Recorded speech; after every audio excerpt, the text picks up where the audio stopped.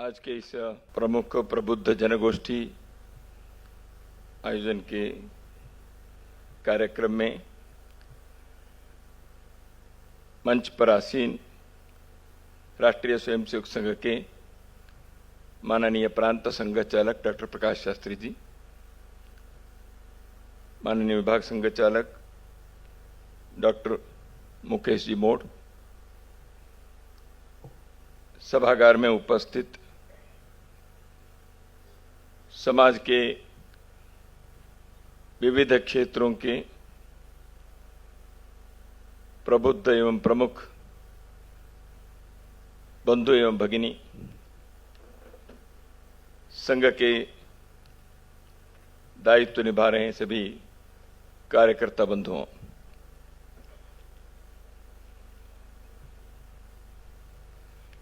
अभी जो गीत हुआ उसमें संघ के वर्तमान में हमने जो समाज परिवर्तन के विषय सारे राष्ट्र के सम्मुख रखते हुए इसको आचरण में लाने के लिए एक प्रयत्न इस शताब्दी वर्ष में जो कर रहे हैं, उसको कवि ने अपने भावना और उचित शब्दों से व्यक्त किए हैं।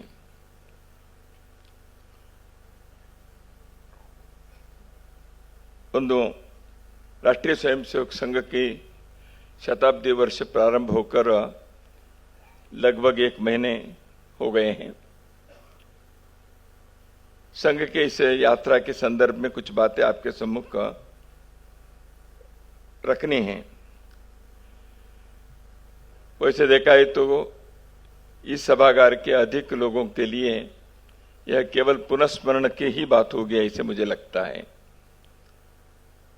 क्योंकि इंदौर महानगर के और मालवा प्रांत के समाज के लोगों को संघ के परिचय और संघ के स्वयंसेवकों का परिचय, संघ कार्य का परिचय दशकों से अधिक मात्रा में या कुछ कम मात्रा में, लेकिन है ही। देश में संघ के कार्य जहां प्रभावी ढंग से व्यापक रूप से विकसित हुआ है, उसमें मालवा प्रांत भी एक है, ऐसे आनंद से और गर्व से मैं कह सकता हूं। तो इसलिए आप लोगों के सामने संघ के बारे में कहना कभी कभी लगता है, अंग्रेजी में एक बात है, carrying coal to Newcastle, ऐसे जहां पहाड़ है वहां काय के लिए पत्थर कंकर लेके जाना है। तो इसलिए जानने वाले लोगों के सामने कुछ जानकारी आपको देने की चेष्टा है, ऐसे थोड़ा बहुत लगता है। परंतु संघ के संदर्भ में कई बार यह भी होता है कि संघ को हम कार्यकर्ता या कार्यक्रमों के द्वारा तो जानते हैं, सामान्य परिचय तो रहता है। इसकी बताया कि संघ की यात्रा, ये यात्रा तो 100 वर्ष की यात्रा है। संघ के शताब्दी वर्ष जब प्रारंभ करने के विचार हुआ तो समारोह नहीं करेंगे, सेलिब्रेशन नहीं। ये कोई संघ ने अपने रजत जयंती, स्वर्णिम जयंती, अमृत महोत्सव ऐसे संघ ने नहीं मनाया, क्योंकि समाज का कार्य है। इस समाज के कार्य के लिए संघ ने एक प्रयत्न किया संगठन के रूप के द्वारा। वैसे देखा है तो समाज के लिए संगठन नहीं है, समाज ही संगठित होना चाहिए। तो इसलिए संघ के प्रयास केवल एक संगठन के प्रयास नहीं है, सारा समाज इस दृष्टि से ऊर्जावान होकर, उत्साहित होकर इस विषय को लेकर चलना चाहिए। किसी एक संगठन के काम नहीं है। हाँ, किसी को पहल करना चाहिए राष्ट्रीय स्वयंसेवक संघ के द्वारा पूजनीय डॉक्टर केशवराव हेडगेवार जी ने 100 वर्ष पहले इसका बीजारोपण किया। तो इसलिए अपने ही समाज के कार्य के लिए इसको जुबिली बनाने के, सेलिब्रेशन करने के कोई विचार नहीं है। लेकिन इस विचार के साथ जो एक जीवन शैली को खड़ा करने के, राष्ट्र की आराधना करने के जो प्रयत्न हुआ, इसके कुछ आयामों को, कुछ मजलों को बताना आवश्यक होगा, सार्थक होगा। इसलिए संघ के कार्यकर्ताओं ने विचार किया कि हम अपने समीक्षा करते हुए समाज के सम्मुख इस हिंदू समाज के संगठन के जो कार्य हैं, इस संदर्भ में कुछ विचार आपके सम्मुख रखें।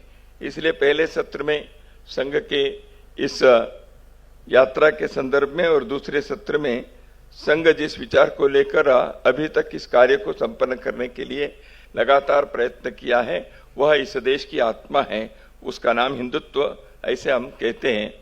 तो उसके बारे में दूसरे सत्र में विचार करेंगे। संघ की इस यात्रा की जो कहानी है वो रोचक है, संकल्प से सिद्धि तक के हैं। इसमें हर्षोल्लास के, आनंद के, सफलता के क्षण भी आए, संघर्ष के, चुनौती के, संकट के काल भी आए। कार्यकर्ताओं ने समाज जीवन के कार्य करते करते बहुत सारे आयामों को विकसित किया समाज के सहयोग से। संघ के कार्य के संदर्भ में कई प्रकार के संघ के विरोध करने वाले लोग भी समय समय पर इस विषय के विरोध करने के कारण कई प्रकार के संघर्ष हुआ और उसमें त्याग बलिदान भी स्वयंसेवकों ने किया है। तो इसलिए चुनौती रही, शूल भी आया, फूल भी रहा, उतार चढ़ाव होते गया। स्वयंसेवकों के, उनके परिवार के लोगों के अथक अगाध परिश्रम से, समाज के इस कार्य को समर्थन देने वाले लोगों के सहयोग से यह कार्य आज प्रभावी ढंग से देश के राष्ट्र जीवन के केंद्र बिंदु पर पहुंचा है। संघ के इस कार्य के जो सफलता है, यात्रा है, इसमें संघ के वैचारिक अधिष्ठान जो हिंदुत्व है, जिसके बारे में अगले सत्र में हम विचार करेंगे ही। संघ को प्रारंभ के काल में जो नेतृत्व मिला, पूजनीय डॉक्टर हेडगेवार जी के, परम पूजनीय गुरु जी गोलवालकर जी के, जिन्होंने इस कार्य के सूत्रकार, भाष्यकार बने और उनके स्वयं के जीवन और उनके व्यक्तित्व, नेतृत्व, कर्तृत्व, इस कारण से संघ को एक पहचान मिली, एक छवि मिली। उस कारण से कार्य आगे बढ़ता गया। उनके प्रेरणा से देश भर में संघ के स्वयंसेवकों ने अपने जीवन में संघ कार्य के लिए सब कुछ समर्पित करने के लिए तैयार हुए। वो एक ऐसे अनोखा नेतृत्व। तीसरी बात है संघ की जो कार्य पद्धति है। संघ के कार्य पद्धति व्यक्ति को जोड़ने का काम है। व्यक्ति व्यक्ति को जोड़ना और व्यक्ति को समाज से जोड़ना। तो यह कार्य संघ के शाखा के द्वारा लगातार चलता रहा है। तो एक सामान्य सरल पद्धति है। इसमें लोग अपने समाज के लिए जीवन के कुछ समय निकालकर एकत्रित आना, संगठित स्वरूप दिखना, और इस कारण से जो राष्ट्रभक्ति के, समाज प्रेम की जो भावना जगती है, ऊर्जा उठती है, उसको समाजोपयोगी कार्य में प्रवाहित करना, ऐसे एक संघ के शाखा का कार्य पद्धति है। तो संघ में हम कहते हैं घर घर से संपर्क, डोर टू डोर कांटेक्ट, हृदय हृदय से मिलना, हार्ट टू हार्ट, और जन जन को जोड़ना, मैन टू मैन। तो ऐसे व्यक्ति को जोड़ने का यानी हृदयों को जोड़ने का और घर घर को जोड़ने का, यानी समाज के एक संगठन को जाल खड़ा करने का, यह कार्य संघ ने किया है। और इस सबसे कार्यकर्ताओं का निर्माण हुआ, वह समाज जीवन में जो अपने समाज की जो एक संस्कार की पद्धति है, हजारों वर्षों से इस देश में, इस भूमि पर सत्य के लिए, प्रामाणिकता के लिए, चरित्र के लिए, शील के लिए, सेवा और संवेदना के लिए श्रेष्ठ स्थान हमारे पूर्वजों ने दिया है। व्यक्ति का कोई भी हो, वो कहाँ किसी भी स्थान पर हो, उनके वैयक्तिक जीवन के स्थान और स्तर, सामर्थ्य, क्षमता कुछ भी हो, वो गरीब है, अमीर है, पढ़े लिखा है, अनपढ़ है, ज्ञानवान है या कम बुद्धि के हैं, गांव में रहते हैं, शहर में रहते हैं, बड़े सिंहासन पर बैठे हैं, झोपड़ी में रहता है, कैसे भी हो, वह संस्कारित होना चाहिए, यानी चरित्रवान होना चाहिए, प्रामाणिक होना चाहिए, सत्यवचनी होने चाहिए, सेवाभावी होने चाहिए, अपने घर बार को ठीक से संभालते हुए प्रकृति के साथ संतुलित जीवन करते हुए जीवन को सार्थकता की ओर ले जाने के लिए जीवन में अर्थ काम के आधार पर धर्म को ध्यान में रखते हुए यात्रा करनी चाहिए, जीवन की यात्रा चलानी चाहिए। ये हिंदुस्तान के इस भूमि पर हजारों वर्षों से लोगों ने कहा है, ऐसे जीवन जिया है। इसलिए हमारे जो आदर्श समाज के हैं वो सब उस प्रकार के आदर्श हैं। सिद्धार्थ राजकुमार है इसलिए आदर्श नहीं है, वो बुद्ध बना इसलिए आदर्श है।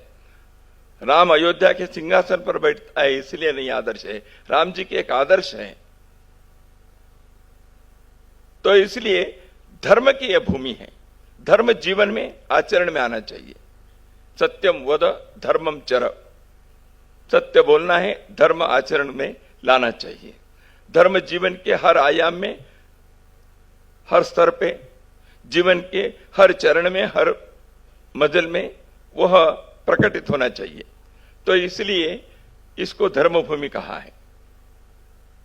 तो इस देश की भूमि ऐसे रही है, यहाँ के समाज ऐसे रहा है, इसलिए इस भूमि को, इस समाज को, इस राष्ट्र को विश्व में एक स्थान रहा।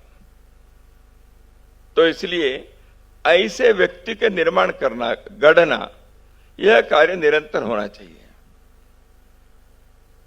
पूजनीय डॉक्टर हेडगेवार जी ने स्वतंत्रता संग्राम में भाग लिया। आजन्म देशभक्त डॉक्टर केशवराव अपने विद्यार्थी जीवन में कई प्रकार के राष्ट्रभक्ति के और स्वतंत्रता आंदोलन के कई गतिविधियों में वो भाग लिए, स्वयं गतिविधि प्रारंभ भी किए अपने दोस्तों के साथ। उस प्रकार के उनके जो गतिविधियां रही उसकी कई प्रेरक कहानियां हैं। तो बाद में वो कोलकाता में डॉक्टरी पढ़ने के लिए भी गए, तो केवल डॉक्टरी पढ़ने के लिए नहीं गए थे, क्रांतिकारी लोगों के साथ मिलकर देश को मुक्त करने के लिए, क्रांतिकारी मार्ग पर क्या कर सकते हैं इसको समझने के लिए ऐसे लोगों के समुदाय में, समूह में रहने के लिए वो गए और किए भी। वहां अनुशीलन समिति करके जो क्रांतिकारी समिति थी उसके वो सदस्य भी बने। तो अपने डॉक्टरी की परीक्षा पूर्ण करते करते सैकड़ों ऐसे विप्लवकारी, क्रांतिकारी लोगों से उनकी दोस्ती बनी, जो जीवन भर उन्होंने उस दोस्ती को निभाया। वो अपने व्यक्तिगत कारण से नहीं, स्वतंत्रता आंदोलन में प्रत्येक व्यक्ति के साथ जो कार्य जो करता है उस विचार के साथ मेरे सहमति है कि नहीं है, लेकिन वो देश के लिए काम कर रहा है, इसलिए उनका सहयोग देना यह मेरा राष्ट्र धर्म है। ऐसे डॉक्टर हेडगेवार जी ने अपने जीवन में हर क्षण में, हर आयाम में उन्होंने दर्शाया। तो स्वतंत्रता आंदोलन में वो स्वयं 2 बार जेल के वास में रहे, कारावास में रहे, 1921-22 में और 31-32 में। तो ऐसे स्वतंत्रता आंदोलन में रहते हुए उनके दिमाग में ये विषय आया, भारत ऐसे एक श्रेष्ठ देश, भारत में इतने महापुरुष हुए, इतने श्रेष्ठ ग्रंथों की रचना हुई, वेद, उपनिषद, भागवत, भगवत गीता, इतने पुराण, इतने सब प्रकार के, इतने पंथ संप्रदाय, उनके गुरु, उनके स्थापक, समाज सुधारक, इतने श्रेष्ठ लोग, विश्व के किसी भी समाज गर्व से और गौरव से अपने सिर उठा सकता है, ऐसे लोगों के जन्म दिए हुए यह देश एक श्रेष्ठ जीवन के आदर्श को यहां प्रयोग से, अनुभव से, अध्ययन से खड़ा करने वाले यह देश, यह समाज क्यों मुट्ठी भर लोगों के सामने झुक गया, हार गया, गुलाम बन गया? तो कहीं ना कहीं इसमें हमारी भी कमी है, हमारे कुछ दोष है। आने वाले लोग बर्बरता से कार्य किए, आक्रांता, वो संस्कृति से भिन्न प्रकार के जीवन शैली वाले थे, उनके शक्ति थी, उनके पास शस्त्र थे, आधुनिक शस्त्र थे, ये सब हैं। केवल वो शक्तिशाली थे, उनके शस्त्र ज्यादा थे, इस कारण से हम हार गए, या हमारे अंदर भी कुछ कमियां थी? तो डॉक्टर हेडगेवार ने अपने इस चिंतन के आधार पर एक निष्कर्ष पर आए। वह निष्कर्ष यह था कि हमारी कमियां भी हैं। आक्रांता जब आते हैं, उनके सेना से जब जीतते हैं, वो श्रेष्ठ है इसलिए नहीं जीतते, उनकी शारीरिक शस्त्र की शक्ति, संघर्ष करने की उनकी ताकत, या उनकी बर्बरता के जो प्रकार, वो अलग हो सकते हैं। लेकिन हम एक होकर लड़े नहीं। हम अपने जीवन में कई प्रकार के हजारों वर्षों के अपने सांस्कृतिक श्रेष्ठ आदर्श होने पर भी हमारे अंदर भी कुछ कमियां रही। तो समाज के नाते, राष्ट्र के नाते हम इन दोषों को समय समय पर दूर करने के लिए प्रयत्न करना चाहिए। तो वो एक दिन में नहीं आए, संघर्ष करते करते करते करते सैकड़ों वर्षों में, हजार वर्षों में एक स्थिति पर हम आ गए। हम थक गए। हमारे राष्ट्र, हमारे समाज किसी न किसी प्रकार के धर्म को पकड़ कर रखने के लिए कई प्रकार के आचरणों को हमने स्वीकार किया, जो मनुष्य समाज के लिए श्रेष्ठ है नहीं है, ये नहीं सोचा। धर्म को पकड़ कर रखना चाहिए, इसलिए जो जिसको जैसे लगा वो किया। तो इसलिए कई बार धर्म कहने वाली बात भी मनुष्य के विकास के लिए अनुकूल नहीं है, ऐसी बात भी हो गई। वो विरोधाभास है, धर्म ऐसे नहीं होता। परंतु आचरण में हम धर्म को छोड़कर धर्म के बाहर की चीज को पकड़ने के कारण उसके सत्व को, उसकी आत्मा को भूल गए। इसलिए व्यक्ति आत्माभिमान शून्य हो गया। भारत भी एक श्रेष्ठ देश था, ये नहीं हुआ। मैं एक छोटा सी तुलना करता हूं। भारत में जब तक मुगलों के आक्रमण और यहां राज चला, भारत के सर्वसामान्य लोगों को वो सभ्यता से, संस्कृति से वो ऊपर के, श्रेष्ठ हैं, हमसे बेटर हैं, ऐसे नहीं लगता था। ठीक है, उनकी ताकत ज्यादा है शारीरिक दृष्टि से, इसलिए हम हार सकते हैं। लेकिन संस्कृति के दृष्टि से, जीवन के स्तर के दृष्टि से वो हमसे ऊपर है, ऐसे यहां के लोगों को नहीं लगता था। लेकिन यूरोपियन आक्रमण में अंग्रेज, फ्रेंच यहां जब राज किए, उनके सामने धीरे धीरे हमारे सुशिक्षित लोग भी अपने आत्मा को खोए। हम कम हैं, वो ज्यादा सभ्य लोग हैं, बेटर सिविलाइजेशन है। हम कहीं ना कहीं हम थोड़ा सा दकियानुसी हैं। यह एक अपने अंदर आत्महीनता धीरे धीरे प्रवेश करके घर कर गए। तो इसलिए अपने को अपने ही आचरण में, अपने ही कई विषयों के संदर्भ में कई बार थोड़ा संकोच हुआ। हाँ, जो गलती है उसको सुधारना चाहिए समाज में। लेकिन हम यूरोपियन, अंग्रेज और फ्रेंच के सामने एक इस दृष्टि से, मानसिक दृष्टि से गुलाम हो गए। और वो जो आए थे, उन्होंने अपनी मान्यता को, हमारी संस्थाओं को, रचनाओं को उन्होंने ध्वस्त कर दिया। पहले मुगल के आक्रमण में अपने यहाँ के मठ मंदिरों को उन्होंने ध्वस्त किया होगा, नष्ट किया होगा, तोड़ दिए होंगे। लेकिन इस यूरोपियन राज्य में, अंग्रेज और के राज्य में हमारी मान्यताएं धुंधले हो गए, हमारे गुरुकुल पद्धति चली गई, हमारी पंचायत राज व्यवस्था चली गई, कई प्रकार के ऐसे हमारी जो जीवन की व्यवस्थाएं थी वो चरमरा गई, उसको नष्ट कर दिया उन्होंने। ये सब दकियानुसी है, घृणा है, ऐसे कर दिया। तो धीरे धीरे उन मान्यताओं को, विचार के वैचारिक अधिष्ठान को हम ऊपर एक मानसिक गुलामी में हम आ गए। तो इसलिए एक आत्माभिमान शून्यता यहां घर कर गई। दूसरी बात, एक स्वार्थ प्रवेश किया, आत्म केंद्रित स्वार्थ, डॉक्टर एडगेवार जी का विश्लेषण है। तीसरी बात है, हम संगठनहीन हो गए। वो पानीपत युद्ध से ही प्रारंभ हुआ ऐसे कह सकते हैं, उससे पहले तो हम जाति के नाम पर, प्रांत के नाम पर, भाषा के नाम पर अलगाववाद हमारे दिमाग में प्रवेश कर गया। तो कई से हम एक शहर में रहने वाले, एक गांव में रहने वाले लोग भी जाति के कारण और किसी के कारण हम आपस में अलग अलग समूह के लोग हो गए, एक समाज के लोग हैं, यह भावना जागृत होना कम हो गया।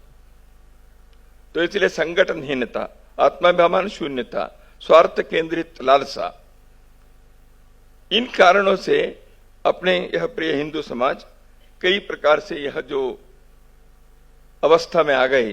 तो इसको दूर करने के लिए व्यक्ति निर्माण के और समाज संगठन के एक उद्देश्य को लेकर डॉक्टर हेडगेवार ने राष्ट्रीय स्वयंसेवक संघ का शुभारंभ किया। तो संघ के कार्य, एक तरफ मनुष्य के अंदर चरित्र निर्माण, व्यक्ति निर्माण करना, अंग्रेजी में कहना है तो इंडिविजुअल कैरेक्टर, व्यक्ति चारित्र्य। दूसरा एक राष्ट्रीय चारित्र्य, एक नेशनल कैरेक्टर, समाज का बोध, राष्ट्र का बोध, राष्ट्र के लिए जीने के लिए मेरे जीवन को कैसे जीना चाहिए, यह राष्ट्रीय चारित्र्य है। तो एक ही सिक्के के दो पहलू हैं। ये दोनों होने से, व्यक्ति के चारित्र और राष्ट्रीय चारित्र होने से समाज सुरक्षित रहता है, समाज संगठित रहता है। तो इसकी आवश्यकता महसूस किए गए और एक सरल तंत्र शाखा से संगठन करो, सब उससे हो जाएगा। क्योंकि एक दूसरे के मिलने जुलने से और निस्वार्थ भाव से, किसी लालसा से नहीं, तो इकट्ठे आने वाले लोग अपने ऊंच नीच, छुआछूत, अमीर गरीब, पढ़े अनलिख, ऐसे खब भावनाओं से दूर होकर हम देश समाज के लिए इकट्ठे आने वाले हैं, ऐसे कार्य प्रारंभ किया। यह संघ के विचार था। कुटुंब हिंदू को सामाजिक हिंदू बनाना था। हिंदू तो था ही, 30 त्योहार होते थे, विवाह आदि कार्यक्रम पंचांग में पंडित जी ने जो बताया उसी के आधार पर होता था। उन दिनों में भी दीपावली मनाते थे, होली मनाते थे, कुंभ मेला होते थे। तो हिंदू तो थे इस समाज में, परंतु हिंदू को हिंदू के नाते महसूस होना और हम एक संगठित समाज है, यह अनुभव में आना, इसमें कमी थी। तो इसलिए कौटुंबिक हिंदू को सामाजिक हिंदू बनाना आवश्यक था, स्वार्थी हिंदू को सेवाभावी हिंदू बनाना यह आवश्यक था, जातिवादी हिंदू को राष्ट्रवादी हिंदू बनाना यह विचार और कार्य चला, निष्क्रिय हिंदू को, आलसी हिंदू को सक्रिय और जागृत हिंदू बनाना आवश्यक था, असंगठित हिंदू को संगठित हिंदू बनाना यह कार्य लिया गया। इस कारण से राष्ट्रीय स्वयंसेवक संघ के शाखाओं के द्वारा स्वयंसेवकों ने इस कार्य को पहले स्वयं इस प्रशिक्षण में, इस जीवन शैली में गए, लेकिन स्वयंसेवक जैसे जैसे जागृत हुए, संगठित हुए, समाज को भी इसमें अधिकाधिक जोड़ने के लिए आगे बढ़े। तो ऐसे होते एक सामाजिक आयाम भी स्वयंसेवकों ने विकसित किया। तो इसलिए स्वयंसेवकों ने जीवन के प्रत्येक क्षेत्र में समाज के दृष्टि से विचार करके अपने अपने कार्य संगठन प्रारंभ किया। स्वयंसेवकों के पहल से वो संगठन हुए, लेकिन केवल स्वयंसेवक ही उसमें रहे ऐसे कोई आग्रह नहीं था। समाज में सक्रिय होकर राष्ट्र के निर्माण के लिए कार्य करने वाले लोग आगे बढ़े, यह हुआ। तो इसलिए संघ की यात्रा में डॉक्टर जी के जीवन के 1925 से 1940 तक 15 वर्ष डॉक्टर हेडगेवार जी ने स्वयं देश के कई स्थानों पर प्रवास करते हुए संघ के मूल मंत्र को सिखाया उन्होंने। संगठन करना यानी क्या है, हम क्यों कर रहे हैं। उन्हीं दिनों में संघ के प्रतिज्ञा, संघ के प्रार्थनाएं, संघ के शाखा के पद्धति, ये सब विकसित हो गई। स्वयं डॉक्टर जी ने एक एक बारीकी से, एक एक पहलू पर, एक एक आयाम पर उन्होंने ध्यान दिया। कार्यकर्ताओं को उस प्रकार सिखाया उन्होंने। संघ में प्रचारक पद्धति प्रारंभ की। संघ चालक क्या है, कार्यकारिणी क्या है, ऐसे संघ के एक स्ट्रक्चर को उन्होंने खड़ा करने के प्रयत्न किया। डॉक्टर हेडगेवार संगठन शास्त्र के एक श्रेष्ठ ज्ञाता हैं। कई बार एक एक विषय के लिए सामान्यतः हम इतिहास में बड़े बड़े विभूति पुरुषों के नाम जुड़ते हैं। कर्ण क्या है, दानशूर है। राम जी क्या है, मर्यादा पुरुषोत्तम है। हनुमान जी स्वामी भक्त हैं। भीम पराक्रमी हैं। ऐसे कई महापुरुषों के संदर्भ में एक उनके गुण के साथ वो व्यक्तित्व ध्यान में आता है। जैसे डॉक्टर हेडगेवार जी के बारे में कहना है तो संगठन शास्त्र के ज्ञाता है। संगठन करना ये केवल स्ट्रक्चर से नहीं होता है। मनुष्य के मानसिकता को, साइकोलॉजी को, माइंडसेट को समझना पड़ता है। डॉक्टर हेडगेवार इसमें सिद्धहस्त थे। तो इसलिए उन्होंने समाज के दोष को भी समझा, व्यक्ति के मानसिकता को भी उन्होंने समझा। इसलिए केशवाष्टक करके जो संघ के संस्थापक के बारे में जो गीत है संस्कृत में, उसमें कहा गया है, यो डॉक्टरेति भिषजाम पदमादधानो विज्ञातवान भरत भूमि रुजान निदानम संघौषधम समुदपादि न वंचयेन तम केशवम मुहुरहम मनसा स्मरामि। जो डॉक्टर के नाते जिनके प्रशिक्षण हुआ है, वो भरत भूमि के बीमारी क्या है इसको उन्होंने पहचाना और उस बीमारी को संघ औषध को उन्होंने दिया। वो औषध संघ औषध कहलाता है, ऐसे कवि ने लिखा है। तो इसलिए व्यक्ति को समझना, समाज को समझना और संगठन के शास्त्र को विकसित करना, यह डॉक्टर हेडगेवार जी ने की है। इसलिए समाज से चंदा धन लेकर संघ को आगे नहीं बढ़ाया। समाज के सहयोग, आशीर्वाद मिला। तो महामना मालवीय जी उनके पास आए तो मिले दोनों। महामना मालवीय जी ने कहा, आप बहुत अच्छे काम कर रहे हैं, तो आपके लिए कुछ धन की आवश्यकता होती होगी, तो हम क्या करें इसके लिए। नहीं, धन तो छोड़िए, आप हमारे साथ रहिए। इन्हें मनुष्य को जोड़ना है, धन के मांग नहीं करना।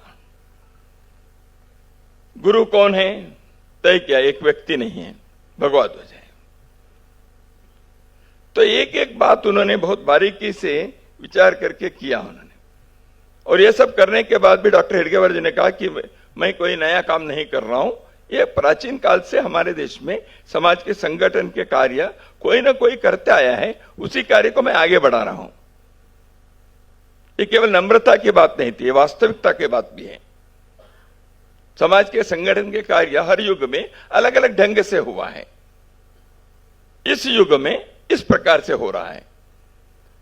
तो ऐसे यह कार्य जैसे आरंभ हुआ, जैसे मैंने कहा 1940 तक एक पड़ाव हो गया। 1940 में पूजनीय डॉक्टर जी के देहावसान के पश्चात उन्होंने ही चयन किए हुए गुरुजी गोलवालकर जी सरसंघ चालक जी के नाते 33 वर्ष हिंदुस्तान के कोने कोने में उन्होंने प्रवास किया। इंदौर में भी कई बार आए हैं। तो ऐसे लगभग 65-70 बार भारत भ्रमण करने वाले गुरुजी गोलवालकर एक ऋषितुल्य व्यक्तित्व थे। उन्होंने संघ के वैचारिक अधिष्ठान को भाष्य, उस समय देश में और दुनिया में समाजवाद के, सेक्युलरिज्म के बहुत सारे बोलबाला चलता था। हिंदू राष्ट्र क्या होता है, हिंदू क्या होता है, ये सारे विषय चलते थे सार्वजनिक जीवन में, वैचारिक जगत में, राजनीतिक क्षेत्र में। उस समय पूजनीय डॉक्टर गुरुजी ने एक वैचारिक स्पष्टता के लिए उन्होंने विचार रखा और दूसरी ओर संगठन में लगे हुए कार्यकर्ताओं को एक प्रेरक व्यक्तित्व के प्रेरणा देकर उनको इस कार्य के लिए जीवन देने के लिए प्रेरणा भी दी। संगठन शास्त्र को भी समझा और वैचारिक का स्पष्टता भी समाज के सामने उन्होंने रखा। विस्तार से कहने के लिए अभी समय नहीं है, इसलिए मैं उतना ही कहूंगा। एक समग्र भारत का भ्रमण करने वाले श्री गुरुजी ने उस समय समाज के बहुत सारे प्रमुखों से, धार्मिक क्षेत्र के, राजनीतिक क्षेत्र के, साहित्य के, संस्कृति के क्षेत्र के, उद्योग के क्षेत्र के कई हस्तियों से उन्होंने चर्चा की। तो इस प्रकार गुरुजी एक अलौकिक अनोखे व्यक्तित्व और नेतृत्व के कारण संगठन के कार्य को आगे बढ़ाया। मैं नहीं तू ही कहने वाले राष्ट्राय स्वाहा इदम राष्ट्राय न ममा, इस मंत्र को स्वयंसेवक और समाज को देने वाले गुरुजी अपने कार्य की समाप्ति में बाला साहेब देवरस जी को कार्य किया 1973 में। लगभग 1975 तक संघ के एक दूसरे पड़ाव है, जिस समय 1940 से 35 वर्षों तक संघ के कार्य के स्वयंसेवकों ने, देश विभाजन भी हुआ, देश स्वतंत्र भी हो गया, एक अल्लोल कल्लोल चल रहा था। उस समय पाकिस्तान जब निर्माण हुआ, वहां के हिंदू समाज के लोगों के जिस प्रकार के संकट में, चुनौती में रहे, जैसे उनकी हालत थी, उसमें एक एक व्यक्ति की रक्षा के लिए संघ के स्वयंसेवकों ने जो कार्य किया वह स्वर्णिम अक्षर में इस देश के इतिहास में लिखा जाएगा। ऐसी स्थिति थी क्योंकि उन्होंने सैकड़ों परिवारों को बचाया केवल राष्ट्र प्रेम के कारण, केवल अपने समाज के व्यक्ति जो संकट में हैं उनके लिए मुझे यह कार्य करना चाहिए, इस भाव के कारण संघ के इस संघ स्थान पर इस भाव को उन्होंने जीवन दिए, उसको सक्रियता से बनाए रखा। It was not just an emotion, it was an action oriented feeling. तो इसलिए करना संभव हुआ। वही कार्य स्वयंसेवक सामाजिक दृष्टि से यदि देखें तो कोई भी किसी प्रकार की आपदा आती है, दैवी आपदा आती है, भूकंप के, बाढ़ के, अकाल के, तो उस समय वो दौड़ते हैं। भावना वही है, क्रिया अलग अलग हो सकती है। तो इस प्रकार के कार्य करते करते समाज के विभिन्न संगठनों को भी प्रारंभ किया, एक व्यवस्था परिवर्तन के कार्य।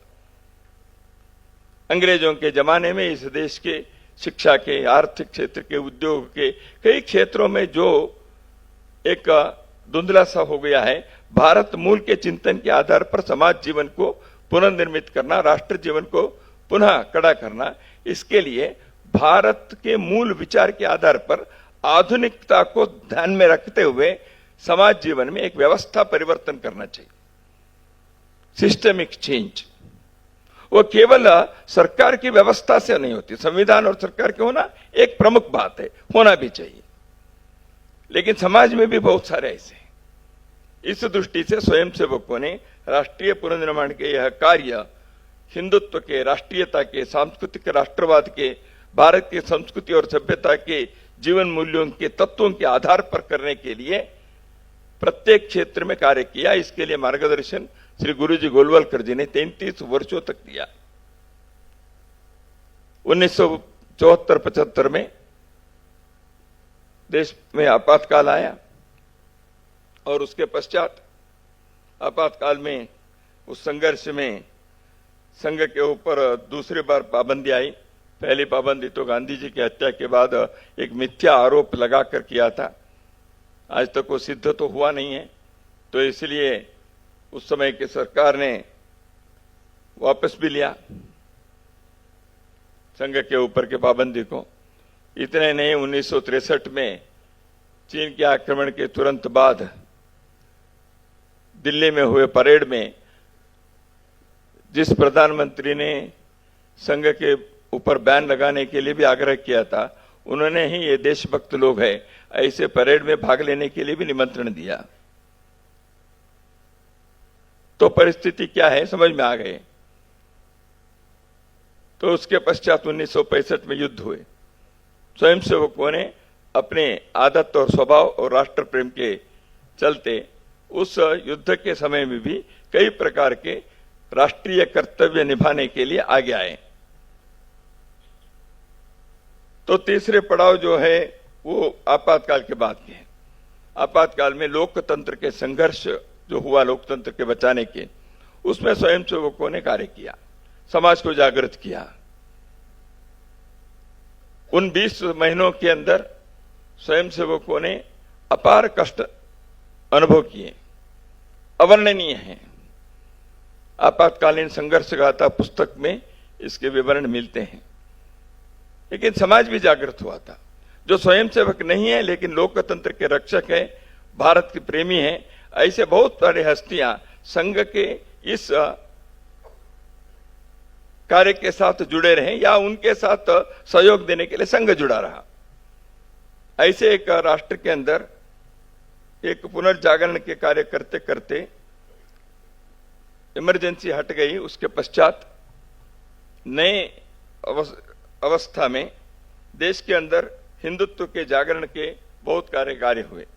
एकात्मता यज्ञ भारत में उत्तर से दक्षिण, पूर्व से पश्चिम तक गंगा जी भारत माता गौ के यात्रा करने के एक कार्य प्रारंभ किया। मीनाक्षीपुरम में गांव के गांव धर्मांतरित होकर हिंदू धर्म को छोड़कर चले गए थे, या चलने के लिए उनको बाध्य किया था। तो समाज जागृत हुआ। संघ के नहीं लेकिन समाज के बहुत सारे लोग हिंदू समाज के इस अवस्था को ठीक करने के लिए, नेतृत्व करने के लिए सामने आए। बहुत सारे साधु संत आए, समाज पुरुष आए, डॉक्टर करण सिंह जी जैसे लोग भी आए जो संघ के स्वयंसेवक नहीं थे, लेकिन संघ और ऐसे लोग मिलकर राष्ट्रीय एकात्मता यज्ञ के विचार हुआ। उसके पश्चात राम जन्मभूमि आंदोलन और स्वदेशी आंदोलन हुए। देश को जागृत करने के, देश की कुंडलिनी शक्ति को जागृत करने के, समाज के अंतःसत्व को जागृत करने के, राष्ट्रीय पहचान को, राष्ट्रीय अस्मिता को यहां लोग अनुभव करें, इस दृष्टि से एक तरफ स्वदेशी आंदोलन, एक तरफ राम जन्मभूमि आंदोलन, ये सब हुए। वह भारत को, अपनी आत्मा को फिर से एक बार अनुभव करने के कालखंड था। तो इसलिए इसमें स्वाभाविक रूप से संघ के स्वयंसेवक अगुवाई की कई प्रकार के आयामों में इस कार्य को संपन्न किया। ये सब करते हुए भी संघ के स्वयंसेवक निर्माण के, शाखा के विस्तार के, जो मूल में मैंने कहा एक व्यक्ति निर्माण के कार्य, इसमें कभी संघ ने उस दृष्टि से हटे नहीं है, उसको कभी नजरअंदाज नहीं किया। इसलिए दूर के असम के मणिपुर क्षेत्र तक संघ के कार्य फैलता गया। दक्षिण के छोर में कन्याकुमारी तक तमिलनाडु में भी कार्य फैला। उत्तर की सीमा में लद्दाख में भी संघ की शाखा प्रारंभ हुई, आज भी चल रहा है। अभी परसों विजयदशमी के कार्यक्रम में, गणवेश में कार्यक्रम, कश्मीर के वैली में 50 साल के पश्चात आज गणवेश में कार्यक्रम हो पाया। तो ऐसे राष्ट्रीय स्वयंसेवक संघ के संगठनात्मक विस्तार के साथ साथ समाज जीवन के कई आयामों को जागृत करने का पहल किया। वो विवेकानंद केंद्र, विवेकानंद स्मारक निर्माण करने का कार्य होगा दक्षिण के कश्मीर में, या अयोध्या में मंदिर खड़ा करने का होगा, या एकल अभियान के द्वारा दूर दराज के क्षेत्र में शिक्षा के प्रसार करने के लिए जनजाति क्षेत्र में कार्य करने का होगा।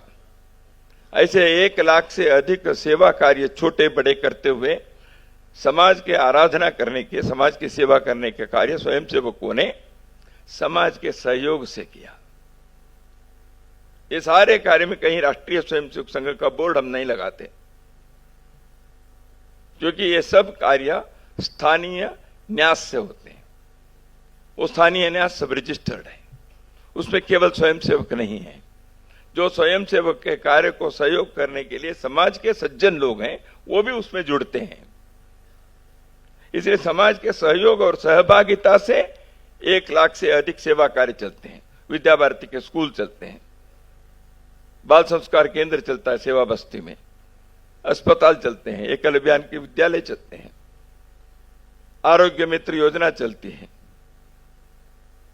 तो ऐसे भिन्न भिन्न प्रकार के जो कार्य चल रहे हैं, यह इस आयाम को हम इस दौरान प्रारंभ किए। अभी जो कार्य चल रहा है उसमें राष्ट्रीय स्वयंसेवक संघ समाज के सज्जन शक्ति के आधार पर समाज परिवर्तन की दृष्टि से 1990 के 95 के पश्चात कई आयाम प्रारंभ किए। समाज की रक्षा, हिंदू समाज में मतांतरण के एक बहुत बड़ा प्रश्न दशकों से है। आर्य समाज ने शुद्धिकरण का कार्य हाथ में लिया, मसूर आश्रम ने एक कार्यक्रम लिया, परावर्तन कार्य कई लोगों ने किया। ये सब काम अपने अपने दायरे में होते रहे हैं, कम बेसी उसके प्रभाव भी रहे हैं, अच्छा भी है, लेकिन इसकी व्यापकता होने चाहिए और इसके प्रभाव बढ़ना चाहिए, क्योंकि आज समाज में उसकी आवश्यकता अधिक है। इसे सोचकर 20 साल पहले धर्म जागरण के इस कार्य को स्वयं सेवकों ने लेकर इन सबके समन्वय करते हुए हिंदू समाज की रक्षा के लिए मतांतरण रोकने के कार्य कैसे करें, ये स्वयं सेवक कर रहे हैं। ग्राम विकास के एक आयाम है, ग्राम विकास बहुत लोग कर रहे हैं, लेकिन उन सब में एक भारतीयता को, स्वदेशी को, देशी भावना को रखकर करना है। केवल गांव में शहर के कुछ सुविधाएं उपलब्ध कराना यहां तक सीमित नहीं है। अपने ग्रामीण समाज को, अपने ग्रामीण समाज के जो स्वत्व है उसके आधार पर आधुनिक काल के विकसित मापदंड के आधार पर करना चाहिए। इसलिए संस्कृति के जड़ों को न खोते हुए ग्राम को ग्राम बनाए रखना, ग्राम को छोटे शहर बनाने चाहिए ऐसे नहीं, लेकिन ग्राम विकास के क्या मापदंड होना चाहिए, ऐसे ग्राम विकास है, गौ सेवा है, सामाजिक समरसता के विषय, परिवार प्रबोधन के विषय, पर्यावरण के संरक्षण संवर्धन के विषय, इन विषयों को संगठन के द्वारा नहीं, समाज में जो कार्य चल रहा है उन सब के समन्वय करते हुए, स्वयंसेवक पहल करते हुए नए स्थानों पर भी इसको प्रारंभ करना, समाज के सज्जन शक्ति को इसमें जोड़ना है। यह कार्य पिछले 20 वर्षों में संघ के कार्यकर्ता गतिविधि के रूप में कर रहे हैं।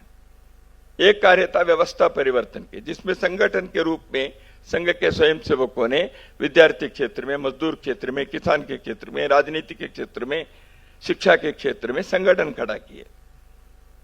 तो इसकी एक रचना है, वो एक व्यवस्था परिवर्तन के कार्य कर रहा है। लेकिन समाज परिवर्तन के लिए कोई संगठन के मार्फत ही होना चाहिए, उसकी आवश्यकता नहीं, क्योंकि समाज बहुत विशाल है, एक संगठन के इसमें हम जोड़ नहीं सकते। तो इसलिए करने वाले प्रकार भी अनेकों होते हैं, क्योंकि भारत विविधतापूर्ण देश है। मध्य प्रदेश में सोचने वाले ग्राम विकास के या कुटुंब के शैली असम में उसी प्रकार नहीं हो सकता, लेकिन उसके मूल के तत्व जो है, आधार जो है, उसके बेसिक्स जो है वो समान हो सकते हैं। उसके प्रकटीकरण जो है, उसके डिटेल्स बारीकी से जो है वो भिन्न भिन्न हो सकते हैं। इसको ध्यान में रखकर ग्राम विकास के, गौ सेवा के, कुटुंब प्रबोधन के कार्य करना पड़ेगा। इसलिए एक संगठन के कार्य नहीं है, इसलिए फोर्स मल्टीप्लिकेशन ऐसे अंग्रेजी में कहते हैं। तो इस दृष्टि से समाज के गतिविधि के द्वारा सामाजिक परिवर्तन की एक बहुत बड़ा मुहिम चलाने, ये किसी के खिलाफ नहीं, प्रचार के लिए नहीं, या कुछ बिल्डिंग खड़ा कर देना ऐसे नहीं, समाज को अपने अंतःसत्व से, अपने पुरुषार्थ से जागृत होकर आज नवयुग में हमारी व्यवस्थाएं कैसे होना चाहिए समाज में, इन सारे आयामों में जीवन को विकसित करना है। समाज को बांध कर भी रखना है, लेकिन समाज के प्रतिभाएं, समाज के अनुभव, इसके लिए नए नए क्षितिज खुलने चाहिए। इस दृष्टि से भी संघ के स्वयंसेवक समाज के सज्जन शक्ति, समाज के प्रतिभाएं, समाज के अनुभवी लोग, समाज के ज्ञान विज्ञान में जो साधना किए हैं ऐसे लोग, इन लोगों को, वो स्वयंसेवक भले ही नहीं है, वो सब संघ के शाखा पर आकर खड़े होंगे ऐसे हम अपेक्षा भी नहीं करेंगे, लेकिन समाज के लिए काम करने वाले प्रत्येक व्यक्ति, संस्था, इन सबको जोड़ने का, समन्वय करने का, उन सबके मिलकर एक सामूहिक शक्ति भारत के इस राष्ट्र को आधुनिक काल में नवनिर्माण के मार्ग पर ले जाने के लिए प्रयत्न करना, यह संघ के स्वयंसेवकों ने सज्जन शक्ति जागरण करते हुए समाज परिवर्तन के इस कार्य में आगे बढ़ने के लिए गतिविधियों के प्रारंभ किए। इसमें और भी आयाम जुड़ सकते हैं। तो इसलिए एक नागपुर में प्रारंभ हुए संघ के शाखा धीरे धीरे इन 100 वर्षों में समाज के अंदर हम हिंदू हैं, गर्व से कहो हम हिंदू हैं। हिंदू संगठित हो सकता है, निस्वार्थ भाव से संगठित होकर अपने समाज के, भारत के अतीत के बारे में अभिमान रखकर स्वाभिमान से राष्ट्र निर्माण के लिए समाज अपना योगदान दे सकता है। राष्ट्र निर्माण करने के लिए केवल राजनीतिक क्षेत्र के अकेला नहीं है, जीवन के हर क्षेत्र में हम सार्थक काम कर सकते हैं। ऐसे हजारों लाखों लोग जब इस देश के अंदर खड़ा होंगे तो स्वाभाविक रूप से भारत विश्व मित्र, विश्व गुरु बन सकता है। इस आत्मविश्वास को जागृत करने का कार्य राष्ट्रीय स्वयंसेवक संघ ने किया। इसलिए वहां एक कन्याकुमारी में विवेकानंद के शिला स्मारक एक प्रेरणा केंद्र है। वो केवल विवेकानंद के प्रति भक्ति के नहीं, विवेकानंद भारत भक्ति के प्रेरणा प्रतीक है। अयोध्या में एक मंदिर केवल एक मंदिर नहीं, पूजा पाठ करने के लिए भारत की अस्मिता के जागृति है, भारत के स्वाभिमान के जागरण है। हम समाज के लोग हम अपने अपमान को आज नहीं तो कल 500 वर्षों के पश्चात भी इस अपमान को हम निराकरण करते हुए राष्ट्र के नाते खड़े हो सकते हैं। इसका एक संकेत है, एक द्योतक है। तो इसलिए भारत को जागृत करना है। भारत के नौजवान आज विश्व के अंदर ज्ञान विज्ञान के क्षेत्र में, भाषा साहित्य के क्षेत्र में, क्रीड़ा के क्षेत्र में आगे बढ़ रहे हैं, बढ़ सकते हैं। लेकिन प्रत्येक ऐसे क्षेत्र में कार्य करने वाले लोगों को हम भारत से जुड़े हैं। इसरो के वैज्ञानिक जब चंद्रयान के सफल परीक्षण करते हैं, वो भारत माता की जय, वंदे भारत मातरम ये बोलते हैं। भारत की भक्ति है, वो केवल साइंस एंड टेक्नोलॉजी का एक अचीवमेंट नहीं है। हजारों वर्षों से सोया हुआ राष्ट्र की आत्मा जब जागृत होती है, उसके भिन्न भिन्न प्रकार से अभिव्यक्ति होती है, वो होना चाहिए। यही राष्ट्रीय स्वयंसेवक संघ का जीवन व्रत है, समाज के इस पुरुषार्थ को जागृत करना। लेकिन यह पुरुषार्थ वैसे कि जागृत होकर कई बार सो भी गया है। शिवाजी महाराज के काल में जागृत हुआ, स्वतंत्रता आंदोलन में थोड़ा जागृत हुआ, लेकिन मनुष्य को इस रास्ते पर निरंतर ले जाने के लिए नित्य के साधना चाहिए। तो इसलिए संघ के शाखा के द्वारा समाज के एक निश्चित अनुपात में ऐसे स्वयंसेवक जो समाज के लिए जब चाहे दौड़ेंगे, किसी भी प्रकार के प्रतिफल की आकांक्षा नहीं रखेंगे, अपने मान अपमान के बारे में नहीं सोचेंगे, समाज के लिए जिएंगे, आवश्यक है तो मरेंगे, ऐसे लोगों को तैयार करना, ताकि उसके कारण समाज में एक आत्मविश्वास जागृत होता है। तो इसके लिए साधना है। तो इस साधना को संघ ने किया है। और संघ के कार्य पद्धति में इसलिए व्यक्ति बड़ा नहीं है, ध्येय बड़ा है। इसलिए संघ में व्यक्ति निष्ठा नहीं, ध्येय निष्ठा है। व्यक्ति निर्माण के कार्य हम करते हैं, लेकिन वह निर्माण कैसे, उसका विकास क्या है? आत्मनो मोक्षार्थम जगत हिताय च, आत्मा के मोक्ष के लिए और जगत के हित के लिए। यह व्यक्ति के स्तर पर भी है, एक समाज और राष्ट्र के स्तर पर भी है। समाज और राष्ट्र के उद्धार केवल अपने लिए नहीं। महर्षि अरबिंदो ने भारत के संदर्भ में यही कहा था, भारत उठेगा, भारत जगेगा, भारत खड़ा होगा। भारत के उत्थान दूसरे देशों को कुचलने के लिए नहीं, अपने अहंकार के लिए नहीं, अपने अधिपत्य को स्थापना करने के लिए नहीं। भारत उठेगा, भारत जगेगा, विश्व में दीपस्तंभ बनकर सब सर्वदूर अध्यात्म के, सेवा के, साधना के प्रकाश देने के लिए भारत उठेगा। यह महर्षि अरविंदो की कथन है। तो इसलिए भारत को उठना यानी ये सब होना चाहिए। तो इसलिए प्रत्येक क्षेत्र में ऐसे एक देश समाज के बारे में सोचने वाले ऐसे चरित्र निर्माण करना, ये कार्य करते समय हमारे विरोधी कोई नहीं, सर्वेशाम अविरोधी न। संघ के विरोध करने वाले लोग हैं, संघ कहीं किसी की दुश्मन नहीं है। सर्वेशाम अविरोधी न। सम आर टुडे स्वयंसेवक, सम विल बिकम टुमारो स्वयंसेवक। संघ की धारणा यह है। ये करते समय स्वयं हम करें और फिर भगवान से मांगे। उद्यमम साहसम धैर्यम बुद्धि शक्ति पराक्रम षडेते यत्र वर्तन्ते तत्र दैव सहायकृत। अंग्रेजी में एक बात है, God helps those who help themselves. तो इसलिए हम अपने स्वयं के पैरों पर खड़े होने के लिए समाज के अंदर इस भावना को जागृत करना, वो कर्म में परिवर्तित हो, केवल भावना तक सीमित ना रहे। वो कर्म केवल एक दो दिन के लिए ना रहे, सतत चले। और सतत चलते समय कई प्रकार के उतार चढ़ाव होते हैं, उस समय डटकर रहें। और डटकर रहना अकेले के नहीं हो सकता है, इसलिए सामूहिकता से रहे, एक दूसरे के सहयोग से, संभाल से, संवारने से रहे। यह संघ के कार्य की शैली है। तो इस शैली को चलाए हैं। तो इसलिए इस पुरुषार्थ को जगाने का यह कार्य करते हुए समस्या को बताते हुए नहीं रहना है। समस्या को बताते बताते रोने वाले लोगों को तैयार नहीं करना है। यह समस्या है, इसे सरकार करे, ऐसे दूसरों की ओर केवल देखना।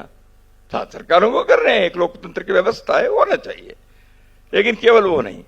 समस्या के निराकरण के रास्ता क्या है, तो इस समाधान के लिए हम क्या कर सकते हैं, समाज क्या कर सकता है, समाज के अनुभव क्या है, प्रतिभा क्या है, समाज की कर्मशीलता क्या है।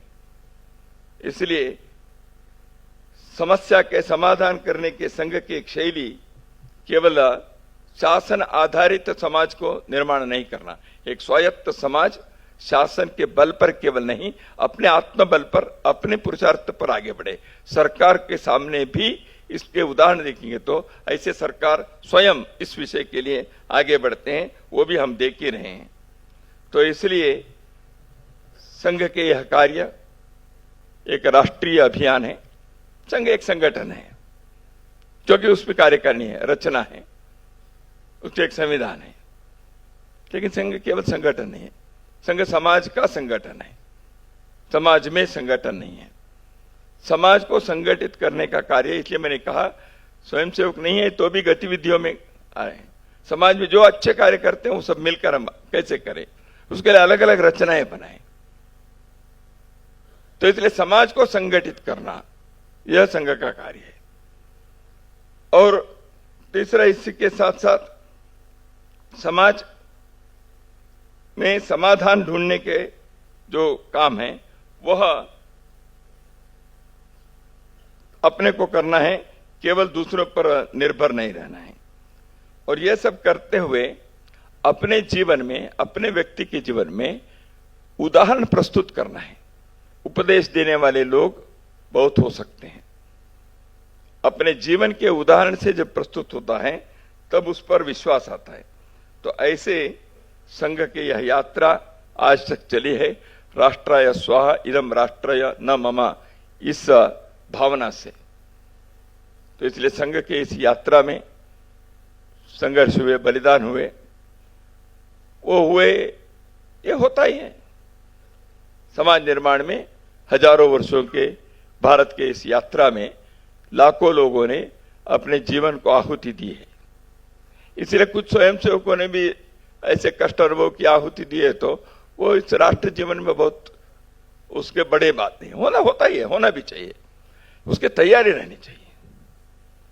तो ऐसे संघ ने तेरा वैभव अमर रहे, हम दिन चार न रहे, ऐसे सोचने वाले, करने वाले लोगों को तैयार करने का यह कार्य करते हुए यहां तक आया है।